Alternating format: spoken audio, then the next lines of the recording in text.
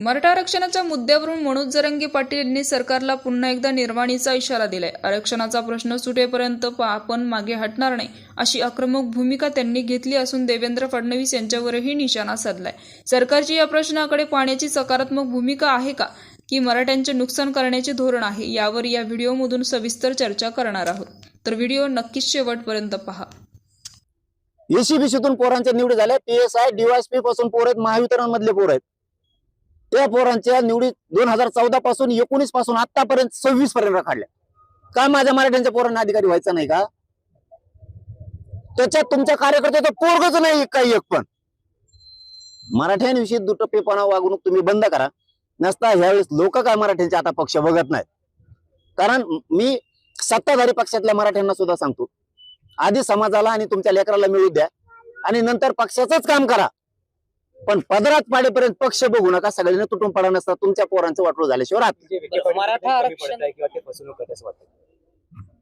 मला आता 28 पर्यंत मी या विषयावर बोलत नाही. मी सगळं पोलखोलच करणार यांच्यात. फडणवीसांनी सांगितल्याशिवाय एकही मंत्री येऊ शकत नाही. हे अंतिम सत्य. केस मागा घेऊ, साधा विषय हो. केसेस मागा घेणं हाणलं तुम्हीच, डोके फुडले आमचेच. आमच्या ह्या बहिणी रक्ताच्या थावळ्यात पडल्या आणि आमच्यावर तुम्ही 307 केला. इतकी मगरुरी, एवढी सत्तेत मगरुरी कधीच नसू नये. हो, एक गोष्ट खरी आहे, तुम्ही मराठ्यांना हाताखाली धरावं, सगळ्या जाती धर्माला हाताखाली धरावं, सत्तेत यावं, पण आल्याच्या नंतर प्रश्न सोडावेत त्यांच्या मुंडक्यावर पाय देऊन. मुंडके तोडू नये. मला दाखवा भाजपाच्या मुलाला मुलीला वाटत नाही का आम्ही अधिकारी व्हावं? ते सुद्धा त्यांच्या आई बापाला शिवाय देतात. आपली सत्ता असून ही परिस्थिती का आली आमच्यावरती? फीस भरायची नाही ताकद हो. भाषण करायला सोपं असतं. ज्यावेळेस 5 आणि 10 लाख फीस भरायची वेळ येते ना, त्यावेळेस भाजपमधले लोक सुद्धा अंतरवालीच माझ्या इकडे येऊन बसतात. मस्त खऱ्या गोष्टी आहेत म्हणतात, पण काय करावं? काय करावं याचं उत्तर सगळ्या मराठ्यांना सांगतो. बंधनं तोडा, तर तुमची जात आणि तुमचे लेकर बाळ मोठे होणार आहेत. बंधनं तोडा, पक्षाच्या बाहेर या. तुमच्या लेकराला जातीला मिळाल्याच्या नंतर पुन्हा पक्षात घुसा. बस का? मराठा आरक्षण कक्ष स्थापन केल्याचं देखील त्यांनी म्हटलंय विखे पाटलांनी. 4 टाळके एकत्र आले म्हणून स्वतंत्र मराठा आणि कुणबी मंत्रालय स्थापन करायचं म्हणून तुम्ही स्थापन करत नाही.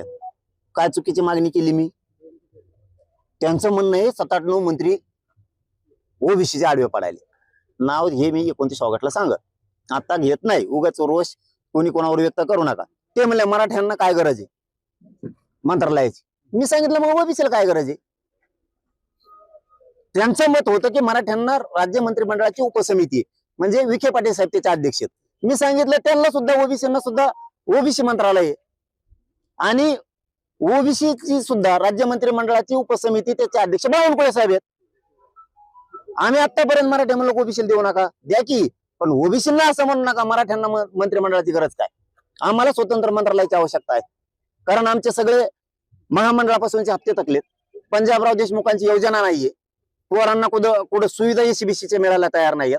आम्हाला स्वतंत्र मंत्रालय असलं तर आमचा कारभार आमच्या पोरांना त्या मंत्रालयातून हाकीता येईल आणि पोरांच्या फीस पासूनच्या सोयी सवलतीपासूनच्या सगळ्या मागण्या सुटतील. म्हणून आमची ही मरमर चालू आहे. सारथीच्या सगळ्या योजना बंद केल्यात. त्याच्यात काय नुसते बाकीचे शेतकरी मराठीचे ऍडमिशन आहेत का? भाजप, शिवसेना, राष्ट्रवादी काँग्रेसचे ऍडमिशनच नाहीत का त्यांच्या पोरांचे? आपली एक चूक झाली, शेवटचं सांगतो, मराठ्यांची एक चूक झाली. आपण पक्षाला जास्त महत्व दिलं आणि बाकीच्यांनी काय केलं, आधी जातीला महत्व दिलं आणि नंतर पक्षाला दिलं, म्हणून त्यांना खूप मिळालं. इथून पुढे तरी मराठ्यांनी आता ही चूक करू नका. तुम्ही पक्षाला महत्व द्या, पण नंतर आधी जातीला, तुमच्या पोराला पोरीच्या पदरात सगळ्या योजना पाडून घ्या, आरक्षण पाडून घ्या आणि नंतर पक्षाकडे जा. तुम्ही सांगितलं तर फक्त 1च महिना वेळ द्या, आम्ही तुम्हाला 17 संस्थांचं गॅझेटियर देऊ. दिलं का? कोणत्या चुकीचं पाऊल आहे आमचं मराठ्यांचं? मी नाही बघू शकत. तुम्हाला आता 29 ऑगस्टला कळत, ज्या मराठ्यांनी सत्तेवर बसवलंय तो किती आता तुम्हाला सवय पळ करतो. ते फक्त 29 ऑगस्टची दिवस उजेड देऊ नका. शेवटी काय असतं, भाजपमध्ये काम करणारा असू द्या, शिवसेनेत असू द्या किंवा राष्ट्रवादीत असू द्या, सत्ता जरी त्यांची असली, जरी श्रीमंत पक्षातल्या मराठ्यांना गरज नसतं आरक्षणाची, पण तुमच्या कार्यकर्ती चपलान हाणील ना तुम्हाला. कारण तिच्या बापानं या भाजपसाठी काम केलंय. तिच्या बापानं एक असं पोरग आहे की त्याच्या बापानं सुद्धा भाजपसाठी काम केलंय. आणि भाजपच जर आम्हाला आरक्षण देत नसेल तर आम्ही गप्प का बसायचं? आम्ही म्हणतो का सत्ता द्या आम्हाला? आम्ही तुम्हाला सत्तेवर बसवलंय, आमच्या लेकराला आरक्षण द्या, एवढंच म्हणणं आहे. इतकं तुम्ही टार्गेट केला मराठा समाज की तुम्ही प्रमाणपत्र पण निघू देणार. गप कसा बसेल मराठा समाज तुम्हाला 29 ऑगस्टला दिसल. परवाच्याला माझ्या माहितीनुसार मुख्यमंत्री साहेबांनी, फडणवीस साहेबांनी ताबडतोब प्रतिक्रिया दिली. पेंडन्सी नाहीये अर्जाची. मी पेंडन्सी दाखवतो तुम्हाला, पाठवा तुमचा माणूस. कालच माझ्याकडं मला वाटतं लाडसांगवी गाव आहे छत्रपती संभाजीनगर तालुक्यात आणि जिल्ह्यात. पडूळ आडनावाचे लोक आहेत, तिथं 7,000 लोक आहेत. त्यांच्या एकाचं चुलत्याला दिले, दुसऱ्याला देण्यातच. का देण्यात? तर ते म्हणले तो म्हणजे याच्याकडे वावर आहे, ज्याची नोंद निघाली त्याच्या भावाकडे. याच्याकडे वावर नाही, येणी फुकलं फिकलं असेल, पाहिजे इकलं फिकलं असेल. वावर नाही ही चूक आहे का आमची?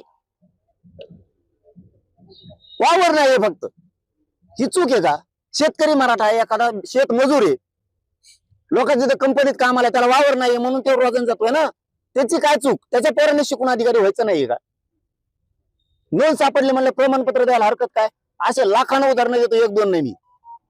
तुम्ही अंतरवालीत या, आम्ही तुम्हाला उत्तर देतो सगळे समोरासमोर. मराठ्यांना पण कळू द्या. मराठी सांगते ही माहिती चुकीची आहे का सरकार सांगते ही चुकीची? समोरासमोरात. आणि मराठ्यांना सुद्धा सांगतो पुन्हा एकदा. विखे पाटील साहेब, एक महत्वाचं सांगायचं राहिलं तुम्हाला. तुम्ही म्हणलात ना सगळं व्यवस्थित चाललंय, तुम्हाला 1 वर्षाचा काळ गेला. 29 ऑगस्ट 2025 पासून 26 पर्यंत आता एकही प्रमाणपत्र शिंदे समितीने आतापर्यंत शोधलं नाही. म्हणजे नोंदी शोधल्या नाहीत, रेकॉर्ड शोधला नाही एकही. शिंदे साहेबाला, एकनाथ शिंदे साहेबाला 6 महिन्याचा वेळ, 53 लाख नोंदी त्या माणसानं शोधल्या. तुम्हाला असं सांगितलं की परत तुमचं दुखत. काय दुखत आता सांगत नाही मी, 29 ला सांगत. म्हणजे तुमचं हे बी प्रॉब्लेम आहे. तुम्हाला सांगायला गेलं की तुम्ही म्हणतात आमचं नावच नाही घेत. आता 1 वर्ष झालं तुमचंच नाव घेते, जपच तुमचं चालू केला, माळच घेतली मी. फडणवीस साहेब, फडणवीस साहेब, फडणवीस साहेब, विखे पाटील साहेब, विखे पाटील साहेब. आता काय करू? तरी बंद येणार. त्यांनी 58 लाख नोंदी शोधल्यात, पण एक चूक करू नका फडणवीस साहेब आणि विखे पाटील साहेब. 58 लाख नोंदीतल्या कमी नोंदी करू नका बरं का. तुमचा तो प्लॅन चाललाय. तसा संशय आहे तुम्हाला? 100% सांगतो. तुम्ही 58 लाख नोंदी शोधलेल्या आहेत. तुम्ही शिंदे समितीला चुकीची माहिती देऊ, चुकीचा दबाव त्यांच्यावर टाकून 58 लाखाच्या नोंदी कमी करू नका. तुम्ही चुकीचा संदेश मराठ्यात जाईल तर तुम्हाला लय वाईट फळ भोगावं लागतं. 58 लाखातली एक बी नोंद कमी नाही झाली पाहिजे. तुमची ती प्रक्रिया सुरू आहे सध्या की 58 लाखातल्या नोंदी किती कमी होतात, म्हणजे ते शोध देतात आणि तुम्ही कमी करता का? तुम्ही पागलात काढायचं काम करू नका, नसता रस्ते बंद होतील. आणि मराठ्यांना सांगतो, ज्यांनी ज्यांनी अर्ज केले आहेत, ज्यांना नोकऱ्याला दिल्या नाहीत, एसीबीसीतून, ईडब्ल्यूएस मधून, कुणबी प्रमाणपत्राचे अर्ज दिलेत, यांनी अंतरवालीत येऊन बसा. प्रश्न सुटूस तर माघारी जायचं नाही. कारण प्रश्न सोडल्याशिवाय मी बी हटत नाही, तुम्हाला उठून देत नाही. आणि सरकारचं धोरण बघतो कसं आहे. आणि मराठ्यांनी जर रस्ते जाम केले तर याला फडणवीस जबाबदार राहणार. तर एक शेवटचा प्रश्न आहे. अभिजित तितके यांना धमक्या येत आहे, भाजपमध्ये ये नाही तर तुझं मारून टाकू, अशा प्रकारच्या धमक्याला काय तुम्ही आजवर तुम्ही इतके आंदोलन केले, तुम्हाला कधी धमकी नाही आली, पण त्यांना आता धमकी आहे? मी थोबड फोडीत असतो लगेच.